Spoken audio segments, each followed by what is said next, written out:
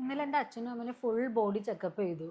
അപ്പം ഇത്ര ദിവസമായിട്ട് അവർക്ക് ഷുഗർ ഒന്നും കണ്ടില്ല. പക്ഷെ ഇന്നലെ ചെക്ക് ചെയ്തപ്പോൾ അതിൽ ഷുഗർ ഉണ്ടെന്ന് പറഞ്ഞു അവര്. ഞങ്ങൾ രാവിലെ ഒരു 10-11 മണിക്കാണ് പോയത്. റാൻഡം RBS അങ്ങനെ എന്തോ ഒരു ടെസ്റ്റ് ആണ് അവർ ചെയ്തത്. അങ്ങനെ ചെക്ക് ചെയ്തത് RBS ആണ് എന്ന് പറഞ്ഞാൽ റാൻഡം ബ്ലഡ് ഷുഗർ എന്ന് പറഞ്ഞാൽ നമ്മൾ അന്ന് കഴിച്ച ഭക്ഷണമായിട്ട് അല്ലെങ്കിൽ തലേദിവസം കഴിച്ച ഭക്ഷണമായിട്ട് ഡിപ്പെൻഡ് ചെയ്തിട്ടിരിക്കും ഈ ബ്ലഡിന്റെ റിസൾട്ട്. ഇപ്പൊ എന്തെങ്കിലും ഒരു ഷുഗർ ടെൻഡൻസി ഉള്ള വ്യക്തിയാണെങ്കിൽ ഇതിൽ വ്യത്യാസം കാണിക്കും. അപ്പൊ യഥാർത്ഥമായിട്ടും നമുക്ക് ഷുഗർ ആ വ്യക്തിക്ക് ഉണ്ടോ എന്ന് അറിയാനായിട്ട് ടെസ്റ്റ് ചെയ്യേണ്ടത് HbA1c എന്ന് പറയുന്ന ഒരു ബ്ലഡ് ടെസ്റ്റ് ആണ്.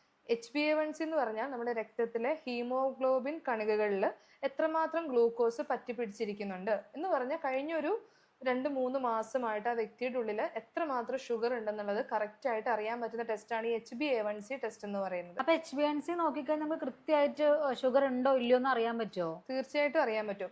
ഈ HbA1cയുടെ വാല്യൂ ഒരു 5.6 വരെയാണെങ്കിലാണ് അത് പെർഫെക്റ്റ്ലി നോർമൽ എന്ന് പറയാം.